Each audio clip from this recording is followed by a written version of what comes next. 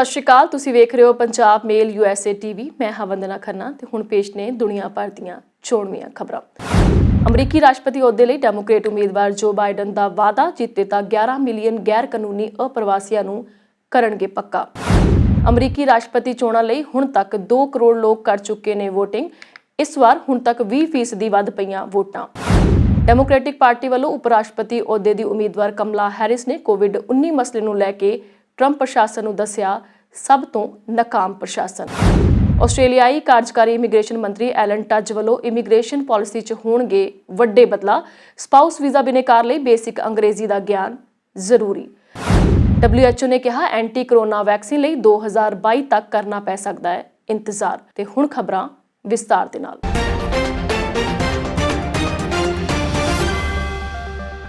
अमरीकी राष्ट्रपति अहुदे लई डेमोक्रेट पार्टी के उम्मीदवार जो बाइडन ने वादा किया कि जो इन्हां चोणां 'च जित के वाइट हाउस पहुंचते हैं तो वह 11 मिलियन यानी 1 करोड़ तो ज़्यादा गैर कानूनी अप्रवासियों को अमरीका की नागरिकता देणगे। बाइडन ने कहा कि वह कोरोना खिलाफ लड़ाई को पहल के आधार पर मजबूत करनगे। एक virtual fund raiser event which Biden ने कई अहम सवालों के जवाब भी दिते। उन्होंने आख्या कि सरहद ते जो कुछ भी हो रहा है उसनूं संभालण की जरूरत है। उन्होंने यह भी कहा कि असी अप्रवासी संकट नाल नजिठांगे। जितन तो बाद प्रतिनिधि सभा ते सैनेट 'च एक इमीग्रेशन बिल भेज के 11 मिलियन लोगों को पक्का करन दा उन्होंने वादा किया। फंड रेजर इवेंट 'च 37 लोग शामिल हुए सन। इवेंट जेन हार्टली ने होस्ट किया। इत्थे भारतीय अमरीकी देव पारिक भी मौजूद सन।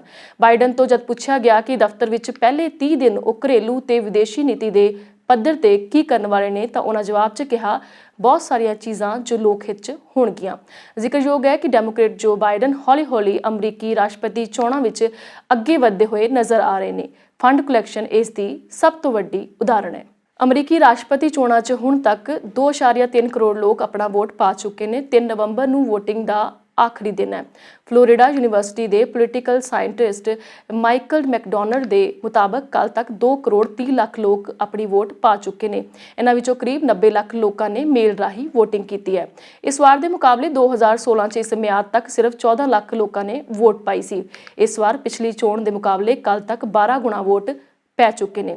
5 सूबिया Minnesota, South Dakota, Vermont, Virginia ते विस्कॉन्सिन विच 2016 के मुकाबले 20% वध वोट पे ने। माहिरां मुताबिक दरअसल आखिरी वोटिंग तो पहला वधदी वोटिंग का कारण कोरोना भी है, जिसने लोगों को सुरक्षित वोटिंग करने लई प्रेरित किया। अमरीका विच वोटर मेल अते केंद्री बूथ उत्ते जाके बैलेट दे राही फाइनल वोटिंग तो 2 महीने पहला वोट पा सकते हैं। जिक्रयोग है कि कोरोना महामारी को देखते हुए सूबिया ने वोटिंग के नियमों को फ्लैक्सीबल भी किया है। नियमों के मुताबिक 34 सूबिया के लोग कारण का जिक्र किए बिना मेल राही वोटिंग कर सकते हैं। उत्थे ही 7 सूबिया च मेल राही वोटिंग करने वाजिब वजह दसनी होएगी। 9 होर राज्यां अते वाशिंगटन DC प्रशासन सारे वोटरां नूं मेल बैलेट भेज रहा है। डेमोक्रेटिक पार्टी वालों उप राष्ट्रपति के अहुदे लई उम्मीदवार कमला हैरिस ने कोविड-19 नाल नजिठण च नाकाम रहन ते राष्ट्रपति डोनाल्ड ट्रंप की निंदा करदिआं कहा कि अमरीकी राष्ट्रपति प्रशासन के इतिहास च ट्रंप प्रशासन सब तो वध नाकाम रहा। कमला हैरिस ने कहा कि लखां लोग ट्रंप की असफलता का खमियाजा भुगत रहे हैं।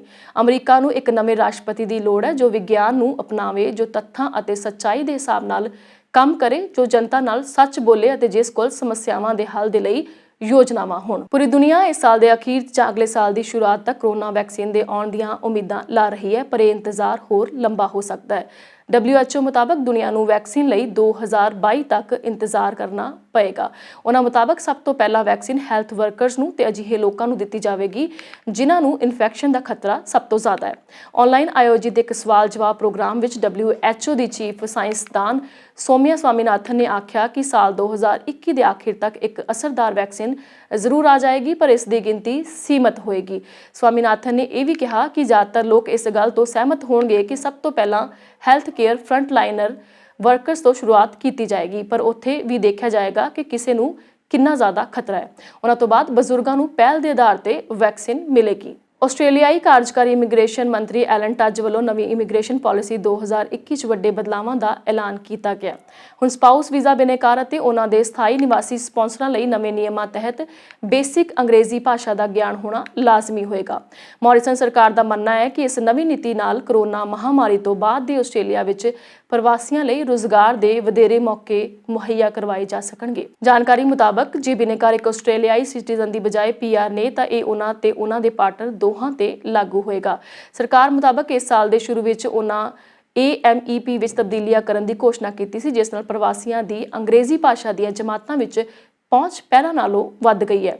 ਦੱਸਣਯੋਗ ਹੈ ਕਿ ਪਾਰਟਨਰ ਵੀਜ਼ਾ 2 ਪੜਾਅ ਦੀ ਪ੍ਰਕਿਰਿਆ ਹੈ, ਜਿਸ ਅਧੀਨ ਤੁਹਾਨੂੰ ਪਹਿਲਾਂ 2 ਸਾਲਾਂ ਲਈ ਆਰਜ਼ੀ ਵੀਜ਼ਾ ਮਿਲਦਾ ਹੈ, ਜਿਸ ਤੋਂ ਬਾਅਦ ਤੁਸੀਂ ਆਪਣੇ ਸਪਾਂਸਰ ਸਾਥੀ ਦੀ ਸਹਿਮਤੀ ਨਾਲ PR ਪ੍ਰਾਪਤ ਕਰਨ ਦੇ ਯੋਗ ਹੁੰਦੇ ਹੋ।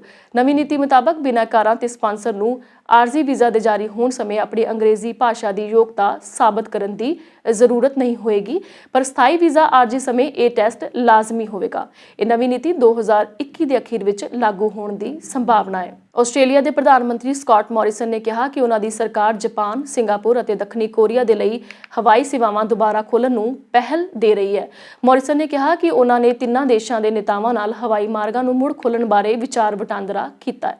ਜ਼ਿਕਰਯੋਗ ਹੈ ਕਿ ਇਹਨਾਂ ਦੇਸ਼ਾਂ ਨੇ ਕੋਰੋਨਾ ਨਾਲ ਨਜਿੱਠਣ ਲਈ ਅਹਿਮ ਭੂਮਿਕਾ ਨਿਭਾਈ ਹੈ। ਮੋਰਿਸਨ ਨੇ ਇਹ ਵੀ ਕਿਹਾ ਕਿ ਅਸੀਂ ਬਾਕੀ ਮੁਲਕਾਂ ਨਾਲ ਸਰਹੱਦਾਂ ਖੋਲ੍ਹਣ ਬਾਰੇ ਜਲਦਬਾਜ਼ੀ ਨਹੀਂ ਕਰਾਂਗੇ। ਕੋਰੋਨਾ ਨੂੰ ਲੈ ਕੇ ਸੁਰੱਖਿਆ ਨੂੰ ਪਹਿਲ ਦਿੱਤੀ ਜਾਏਗੀ।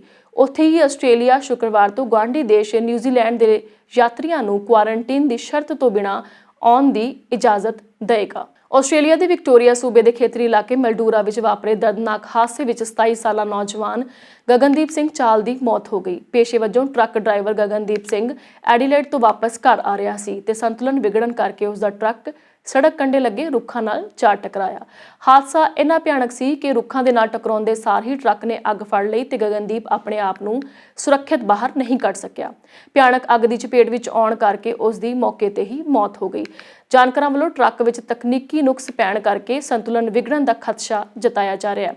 ਪੁਲਿਸ ਸਮੁੱਚੇ ਘਟਨਾਕ੍ਰਮ ਦੀ ਜਾਂਚ ਪੜਤਾਲ ਕਰ ਰਹੀ ਹੈ। ਮ੍ਰਿਤਕ ਪੰਜਾਬ ਦੇ ਜ਼ਿਲ੍ਹਾ ਮੋਹਾਲੀ ਨਾਲ ਸੰਬੰਧਿਤ ਸੀ। ਗਗਨਦੀਪ ਸਿੰਘ ਆਪਣੇ ਪਿੱਛੇ 8 ਮਹੀਨਿਆਂ ਦੀ ਬੱਚੀ ਅਤੇ ਪਤਨੀ ਨੂੰ ਛੱਡ ਗਿਆ ਹੈ। ਕੋਰੋਨਾ ਪਾਬੰਦੀਆਂ ਹੋਣ ਕਰਕੇ ਮ੍ਰਿਤਕ ਦਾ ਸੰਸਕਾਰ ਮੈਲਬੌਰਨ ਵਿਖੇ ਕੀਤਾ ਜਾਏਗਾ। ਇਸ ਹਾਦਸੇ ਤੇ ਪੰਜਾਬੀ ਭਾਈਚਾਰੇ ਵੱਲੋਂ ਗਹਿਰੇ ਦੁੱਖ ਦਾ ਪ੍ਰਗਟਾਵਾ ਕੀਤਾ ਜਾ ਰਿਹਾ ਹੈ। 5 ਸਾਲ ਪਹਿਲਾਂ ਤੱਕ ਭਾਰਤ ਦੀ ਪ੍ਰਤੀ ਵਿਅਕਤੀ GDP ਬੰਗਲਾਦੇਸ਼ ਦੇ ਮੁਕਾਬਲੇ 40% ਵੱਧ ਸੀ, ਪਰ ਮੌਜੂਦਾ ਸਮੇਂ 'ਚ ਬੰਗਲਾਦੇਸ਼ ਦੀ ਪ੍ਰਤੀ ਵਿਅਕਤੀ GDP ਵਿੱਚ 9.1% ਦੀ ਕੰਪਾਊਂਡ ਸਾਲਾਨਾ ਗਰੋਥ ਹੋਈ ਹੈ, ਜਦੋਂ ਕਿ ਭਾਰਤ ਦੀ ਗਰੋਥ 3.2% ਰਹੀ ਹੈ। ਇਸੇ ਤਰ੍ਹਾਂ ਪ੍ਰਤੀ ਵਿਅਕਤੀ GDP ਵਿੱਚ ਬੰਗਲਾਦੇਸ਼ ਭਾਰਤ ਦੇ ਕਰੀਬ ਆ ਗਿਆ ਹੈ। ਕੋਰੋਨਾ ਵਾਇਰਸ ਦੀ ਮਾਰ ਦੇ ਦੌਰਾਨ ਭਾਰਤੀ ਅਰਥ ਵਿਵਸਥਾ ਉੱਤੇ ਪਈ ਮਾਰ ਦੇਸ਼ ਨੂੰ ਪ੍ਰਤੀ ਵਿਅਕਤੀ GDP ਦੇ ਮਾਮਲੇ 'ਚ ਬੰਗਲਾਦੇਸ਼ ਤੋਂ ਵੀ ਪਿੱਛੇ ਲਿਜਾ ਸਕਦੀ ਹੈ। ਕੌਮਾਂਤਰੀ ਕਰੰਸੀ ਫੰਡ ਦੇ ਅਨੁਮਾਨ ਮੁਤਾਬਕ ਬੰਗਲਾਦੇਸ਼ ਦੀ ਪ੍ਰਤੀ ਵਿਅਕਤੀ GDP 2020 ਵਿੱਚ 4% ਦੀ ਦਰ ਦੇ ਨਾਲ ਵੱਧ ਕੇ $1.8 ਦੇ ਲੈਵਲ ਤੇ ਜਾ ਸਕਦੀ ਹੈ। ਇਸ ਦੌਰਾਨ ਬੀਤੇ 4 ਸਾਲਾਂ ਵਿੱਚ ਪ੍ਰਤੀ ਵਿਅਕਤੀ GDP ਦੇ ਪੱਖੋਂ ਇਹ ਭਾਰਤ ਦਾ ਸਭ ਤੋਂ ਕਮਜ਼ੋਰ ਪ੍ਰਦਰਸ਼ਨ ਹੋਏਗਾ। ਕੈਨੇਡਾ 'ਚ ਸਰਦੀਆਂ ਦਾ ਮੌਸਮ ਸ਼ੁਰੂ ਹੋ ਗਿਆ ਹੈ ਤੇ ਕੈਲਗਰੀ 'ਚ ਇਸ ਸਾਲ ਦੀ ਪਹਿਲੀ ਬਰਫ਼ਬਾਰੀ ਵੀ ਹੋ ਗਈ ਹੈ। ਅਕਤੂਬਰ ਦੇ ਅੱਧ ਵਿੱਚ ਮੌਸਮ ਹੋਰ ਠੰਡਾ ਹੋ ਗਿਆ ਤੇ ਬਰਫ਼ ਦੀ ਚਿੱਟੀ ਚਾਦਰ ਨੇ ਘਰਾਂ ਦੀਆਂ ਛੱਤਾਂ, ਸੜਕਾਂ ਤੇ ਬਾਹਰ ਖੜੀਆਂ ਗੱਡੀਆਂ ਨੂੰ ਢੱਕ ਦਿੱਤਾ ਹੈ। ਲੋਕਾਂ ਨੇ ਸੋਸ਼ਲ ਮੀਡੀਆ ਤੇ ਬਰਫ਼ਬਾਰੀ ਦੀਆਂ ਤਸਵੀਰਾਂ ਸਾਂਝੀਆਂ ਕੀਤੀਆਂ ਨੇ। ਪਾਰਕ, ਖੇਡ ਦੇ ਮੈਦਾਨ, ਦਰਖਤ ਸਭ ਬਰਫ਼ ਨਾਲ ਭਰੇ ਹੋਏ ਨੇ ਤੇ ਸਭ ਦੇਖਣ ਵਿੱਚ ਬਹੁਤ ਸੋਹਣਾ ਲੱਗ ਰਿਹਾ ਹੈ। ਲੋਕਾਂ ਨੇ ਸੋਸ਼ਲ ਮੀਡੀਆ ਤੇ ਤਸਵੀਰਾਂ ਜਾਰੀ ਕਰਕੇ ਇਹ ਜਾਣਕਾਰੀ ਦਿੱਤੀ। ਸਕੀਇੰਗ ਕਰਨ ਵਾਲਿਆਂ ਨੂੰ ਇਸ ਦਿਨ ਦਾ ਬਹੁਤ ਇੰਤਜ਼ਾਰ ਹੁੰਦਾ ਹੈ, ਕਿਉਂਕਿ ਬਰਫ਼ ਨਾਲ ਭਰੀਆਂ ਪਹਾੜੀਆਂ ਤੇ ਸਕੀਇੰਗ ਕਰਨ ਲਈ ਉਹ ਸਾਲ ਭਰ ਤੋਂ ਉਡੀਕ ਕਰਦੇ ਨੇ। ਹਾਲਾਂਕਿ ਇਸ ਵਾਰ ਕੋਰੋਨਾ ਵਾਇਰਸ ਕਾਰਨ ਲੋਕਾਂ ਨੂੰ ਕਾਫੀ ਸਾਵਧਾਨੀਆਂ ਵਰਤਣੀਆਂ ਪੈਣਗੀਆਂ। ਇਹ ਸੀ ਦੁਨੀਆ ਭਰ ਦੀਆਂ ਖਾਸ ਖਬਰਾਂ। ਹੋਰ ਖਬਰਾਂ ਲਈ ਵੇਖਦੇ ਰਹੋ ਪੰਜਾਬ ਮੇਲ USA TV।